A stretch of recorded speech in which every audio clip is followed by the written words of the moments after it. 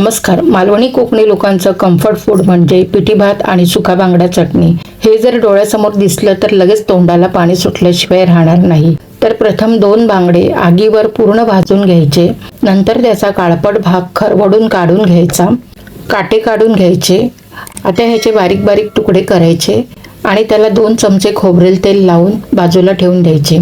बाकीच्या तुकड्यांचा कांदा टाकून भाजी करायची किंवा जेवताना तोंडी लावायला सुका बांगडा घेऊ शकतो.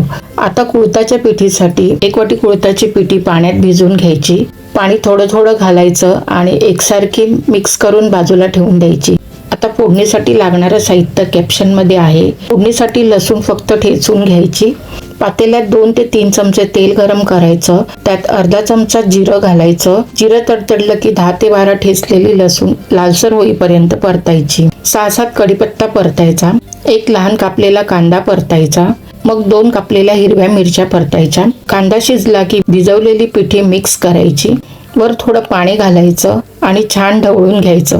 2 ते 3 मिनिटांनी उकळी आली की 1 लहान चमचा मीठ घालायचं. पिठी घट्ट व्हायला लागली की गरजेनुसार पाणी घालून पिठी पातळ करायची आणि लहान गॅसवर 5 मिनिट शिजवायची. नंतर त्यात 3-4 कोकम घालायचे आणि कोथिंबीर आणि भरपूर सारं ओलं खोबरं घालून पारंपरिक कुळथाची पिठी तयार झाली आहे. आता बांगड्याच्या चटणीसाठी मिक्सरमध्ये 6-7 लसूण घ्या. पाव इंच आलं घ्या.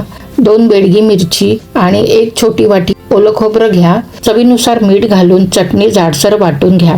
त्यात 1 इंच चिंच घालून पुन्हा चटणी जाडसर वाटून घ्या.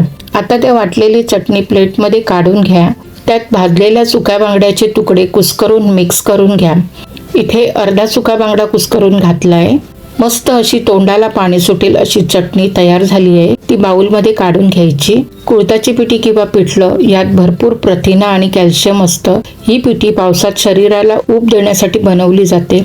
पचायला हलकी अशी ही पिठी महाराष्ट्रात मालवणी कोकणी लोक नॉनव्हेज असेल तर सुका बांगडा किंवा सुकट बरोबर खातात आणि व्हेज खायचं असेल तर पिठी सोबत बटाट्याचा काप किंवा कुठल्याही प्रकारची भजी बरोबर आवडीने खातात.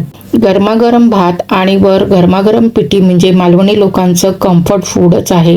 तर आजची रेसिपी तुम्हाला आवडली तर श्रावणी झोम किचनला सबस्क्राईब जरूर करा. रेसिपी बघितल्याबद्दल धन्यवाद.